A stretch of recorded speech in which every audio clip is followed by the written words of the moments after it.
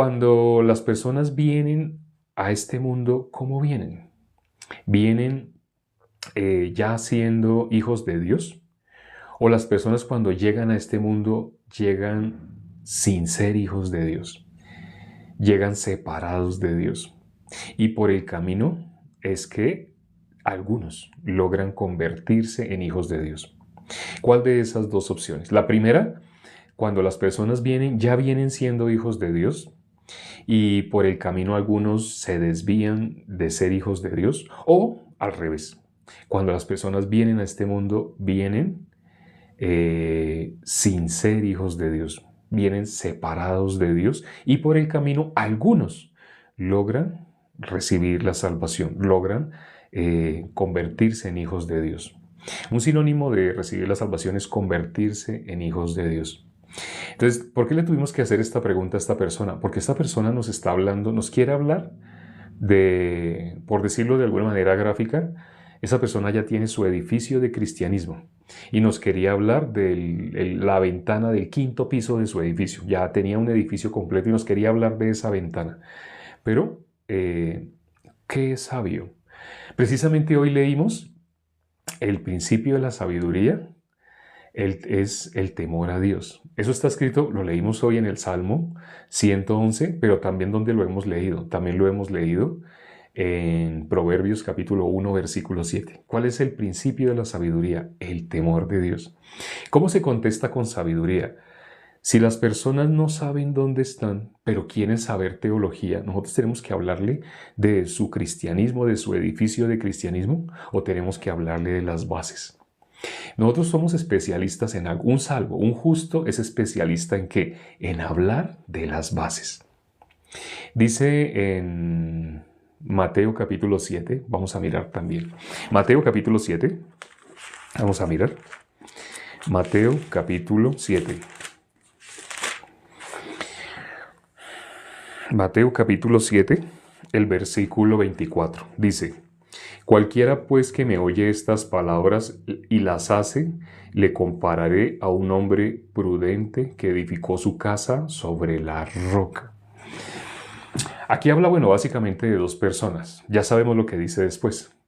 El que no oye las palabras y las hace, esa persona, ¿quién es? Insensato. ¿Edificó dónde? Sobre la arena.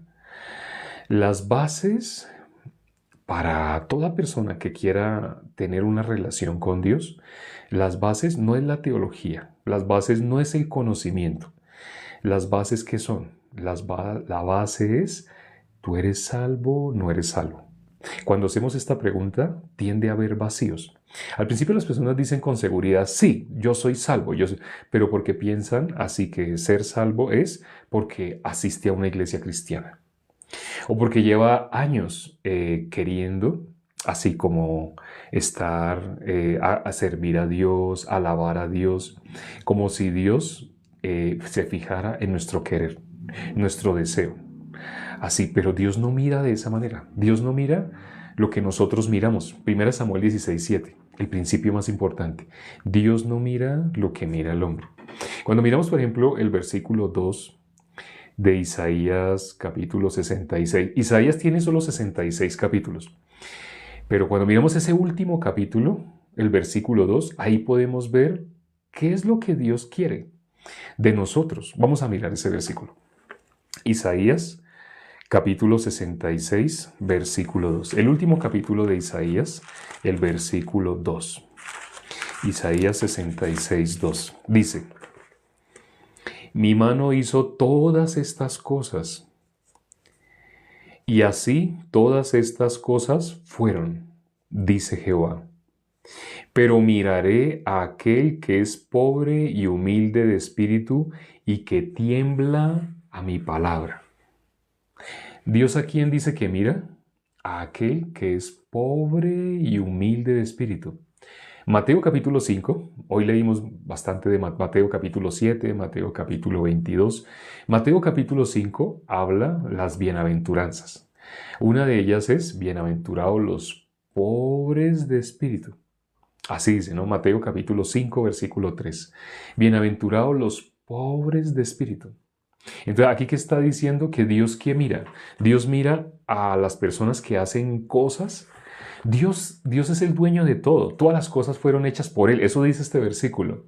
Dios no necesita que nosotros le demos algo a Él. Dios lo único que espera es alguien que tiemble ante su palabra. ¿Cómo sabemos si una persona tiembla ante la palabra de Dios? Hablándole de las bases.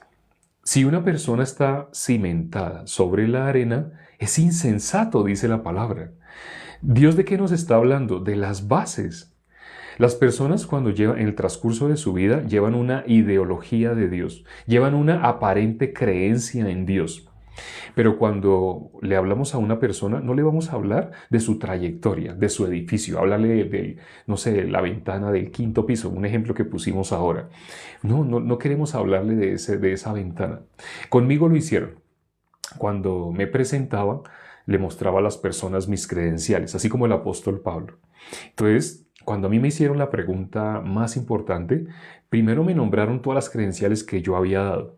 Me dijeron, ya que usted estudió teología, ya que usted escribió un libro cristiano, ya que usted ha salido en Enlace, así le puedo hacer preguntas de la Biblia. Yo pensé que querían que yo les enseñara.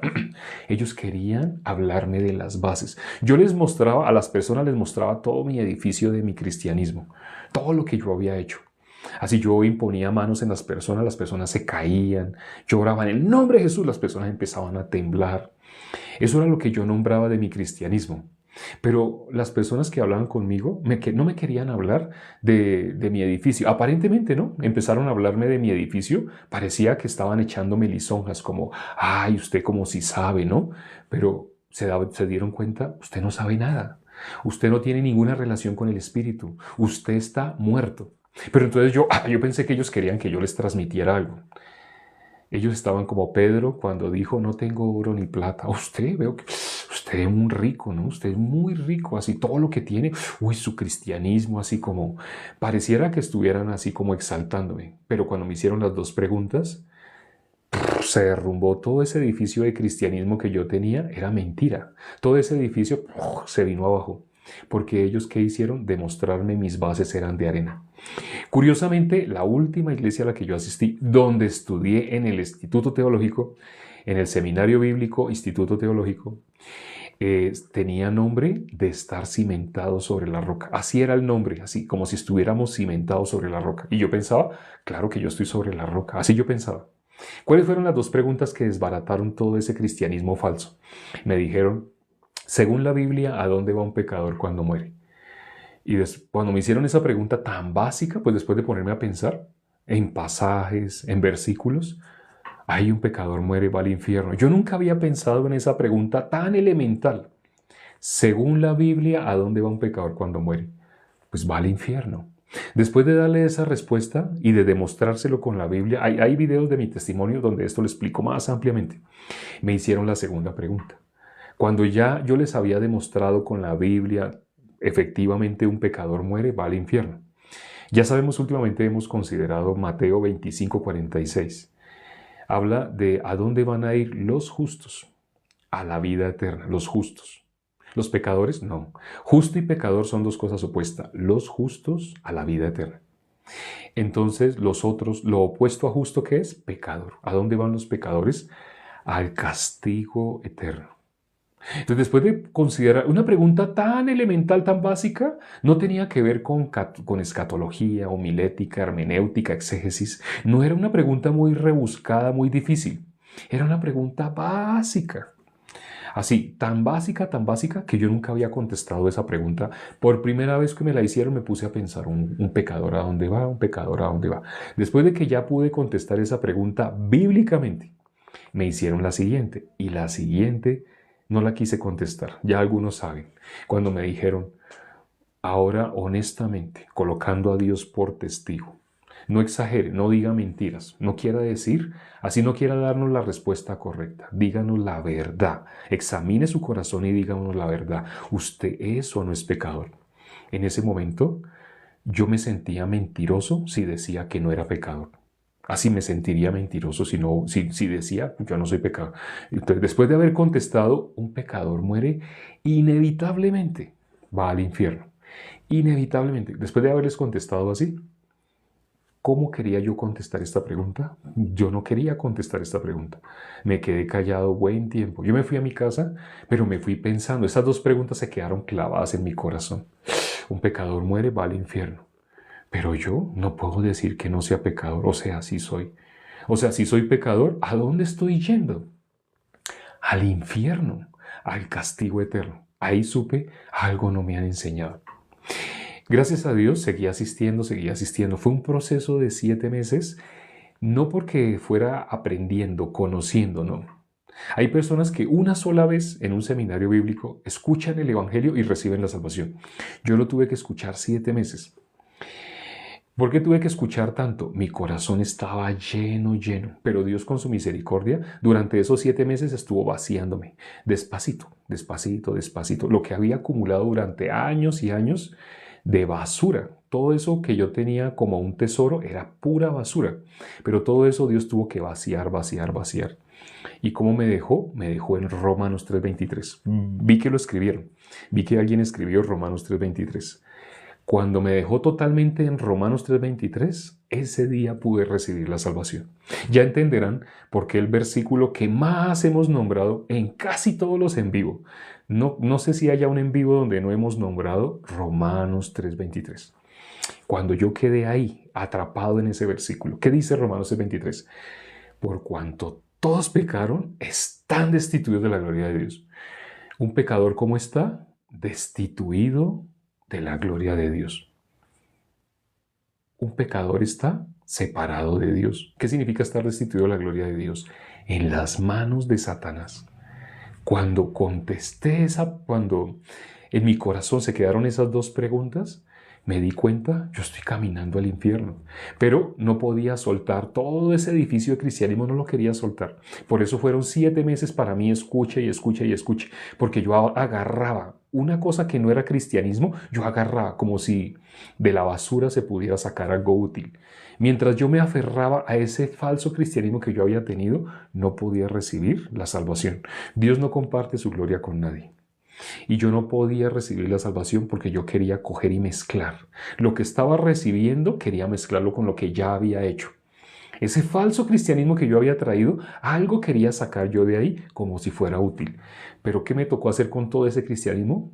Dios mismo lo fue quitando de mí, así como una cebolla que tiene capas. Dios fue quitándome una capa, otra capa, hasta que quedé al desnudo. 100% maldad.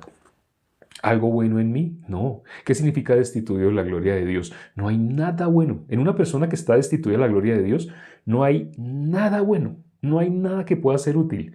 Totalmente todos nos hicimos inútiles. Yo me sabía de memoria esos versículos, pero yo no me había dado cuenta que yo estaba ahí.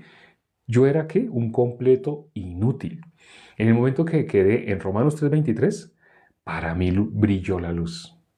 ¿En qué momento brilló la luz? En el versículo siguiente. El versículo siguiente dice, siendo justificado gratuitamente. ¿Quién es justificado? ¿Quién ha sido justificado gratuitamente? ¿Quién puede recibir esta palabra? La Biblia dice, bueno, Jesús murió por todos, Jesús murió para justificar a toda la humanidad, pero ¿quién puede recibir esa justicia? ¿Quién puede creer lo que dice el versículo 24 de Romanos 3? Siendo justificados gratuitamente. Gratuitamente, ¿sí? Por su gracia, mediante la redención que es en Cristo Jesús. No, nunca así, ese versículo no hubiera podido hacer esa luz en mi vida, sino yo lo hubiera entendido como una teoría. Ese versículo fue luz en el momento que yo estaba totalmente en tinieblas. Hoy cantamos en un himno, en el himno que cantamos. Habla en la estrofa número 2, cuando estaba en tinieblas. Vamos a mirar nuevamente esa estrofa 2. ¿Qué dice esa estrofa 2? Dice, cuando me encontraba en oscuridad, sin poder una luz hallar. En ese momento, ¿qué pasó? El Señor, mi alma, llenó de paz. ¿En qué momento? Cuando yo estaba sin ninguna posibilidad, cuando yo estaba en oscuridad, totalmente en oscuridad. En ese momento, así, pudo brillar la luz de la palabra. Igual aquí hay varios hermanos. Veo precisamente una hermana que ya duró mucho tiempo. Ella había algo que le impedía poder recibir. pero ella ya descubrió el secreto. Lo que le impedía recibir es que ella algo de bondad veía en sí. Mientras una persona ve algo de bueno en sí mismo, no puede recibir, se hace impermeable a la salvación. ¿La salvación para quién es? Para los miserables. El miserable puede recibir la salvación. Pero las personas que tienen algo, un poquito, un 1%, aunque sea, un 1% de bondad, esa persona se hace impermeable a la salvación. No la puede recibir, rechaza la salvación, mientras todavía tenga algo de bondad. Eso fue lo que hizo Dios conmigo. Me vació totalmente, por pura misericordia. Me desocupó, totalmente me desocupó. Vamos a mirar Jeremías capítulo 48, versículo 11. Ahora, Jeremías 48, 11. Jeremías, ya para terminar, el último versículo, Jeremías 48, 11. Jeremías 48, 11. Jeremías 48, versículo 11. Dice el versículo 11. Quieto estuvo Moab desde su juventud, y sobre su sedimento ha estado reposado y no fue vaciado de vasija en vasija, ni nunca estuvo en cautiverio. Por tanto, quedó su sabor en él y su olor no se ha cambiado. Por eso vienen días, ha dicho Jehová, en que yo enviaré trasvasadores, que le trasvasarán y vaciarán sus vasijas y romperán sus odres. ¿Cómo estaba yo? Reposado, tenía sedimento. Así yo me creía bueno, había un sedimento. Yo estaba así reposado, tranquilo, confiado en que ya era hijo de Dios. Pero ¿qué hizo Dios? Envió trasvasadores. Así fueron 7 meses escuchando el Evangelio, y Dios iba trabajando en mi corazón. Iba rompiendo así todas esas capas, como les dije, una comparación como una cebolla, iba quitando todas esas capas de mí. Entre más escuchaba la palabra pura, la palabra transmitida por un justo, más iban quitándose esas capas. Así ya este lunes voy a viajar a una ciudad que queda lejos de acá. Este lunes voy a estar en Ibagué. ¿Sí? La persona que predica allá en Ibagué es el pastor Rubén. El pastor Rubén es justo, salvo. Él fue el que durante los primeros 7 meses, él fue así con la palabra que iba predicando, esas capas iban quitándose así. La palabra que iba a dice la palabra, uno sembró, otro fue el que cosechó, otro fue así, ¿cierto? Entonces, otro regó, así. Entonces, el que regó durante 7 meses, el que estuvo así en la cosecha, así 7 meses, así con la palabra, dándome palabra, fue el pastor Rubén. Lo quiero mucho al pastor Rubén precisamente porque fue la persona que estuvo en ese cultivo. Así él fue el que dice que Dios envió trasvasadores que me trasvasarán. Con la palabra, él hizo esto, me pasaba de una vasija a otra vasija, así, y rompió ese odre viejo. ¿En qué momento pude recibir la salvación? Fue con otro evangelista en otra ciudad, en Medellín. Cuando me fui a vivir a Medellín, ya se me habían quitado muchas capas, y allá fue donde recibí la salvación. Quienes han escuchado mi testimonio ya saben, así es, bueno, hay videos, hay 2 videos en especial donde se da el testimonio, cada video de 1 hora, de cómo fue que Dios hizo para poderme permitir recibir la salvación. Espero que las personas que han asistido el día de hoy puedan recibir la salvación. Esa bendición que Dios me permitió de ser trasvasado, de ser vaciado, de quitar de mí toda posibilidad de bondad. En mí no quedó nada de bondad. El día que logré quedar así, ese día pude recibir la salvación. El día que mí mismo fue desechado, no quedó nada. Cuando no quedó nada, Romanos 3:24 tenía sentido. Ese día, esa palabra tenía sentido. Así, ese día se compartió sobre Génesis capítulo 5. Vamos a orar ya para terminar. Padre, gracias por ese privilegio que nos has dado a quienes hemos recibido la salvación.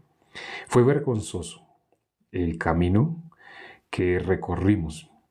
Al principio parecía un camino lleno de honra, lleno de lisonjas, lleno de muchos como honra delante de los hombres. Pero ese camino era un camino engañoso, era un camino falso. Cuando todo eso se fue de nosotros, cuando todo eso es quitado de nosotros, cuando quedamos al desnudo, cuando podemos darnos cuenta lo que verdaderamente somos, destituidos de la gloria de Dios, en las manos de Satanás, cuando nos dimos cuenta que estábamos realmente en las manos de Satanás, aún creyendo que éramos los consentidos de Dios, los hijos usados por Dios, pero no éramos hijos. Éramos y del diablo, literalmente éramos del diablo. Así cuando Jesús dijo, vosotros sois de vuestro padre el diablo, así éramos nosotros. Esa era la condición verdadera, la condición natural. Y esa era la condición que nos dejaba 100% en las tinieblas. ¿Dónde puede resplandecer la luz? En las tinieblas. Pero Padre, gracias por tu amor, porque aunque fue doloroso ese transitar, pero fue necesario para que la luz brillara, para que pudiéramos recibir la salvación. Te pido por todas las personas que se conectaron el día de hoy. Muchas personas habrán tenido igual una trayectoria de cristianismo, pero de un cristianismo falso. Un cristianismo de aparente bondad, de sentimentalismo, de emociones, música y creer en lo que se siente, de sentir, sentir, sentir. Pero ese es el engaño de Satanás. Dice la palabra claramente, a través de nuestros sentidos. Así como engañó a Eva, así a través de nuestros sentidos ha querido tenernos alejados de ti, de la verdad. Pero entre más nos acercamos a tu palabra, inevitablemente hay dolor al principio. Pero al final, cuando recibimos la salvación, hay un gozo eterno, un gozo para siempre. Te pedimos que así sea en el corazón de las personas que se conectaron el día de hoy, que puedan recibir la salvación. Hemos orado en el nombre de nuestro Señor Jesucristo. Amén.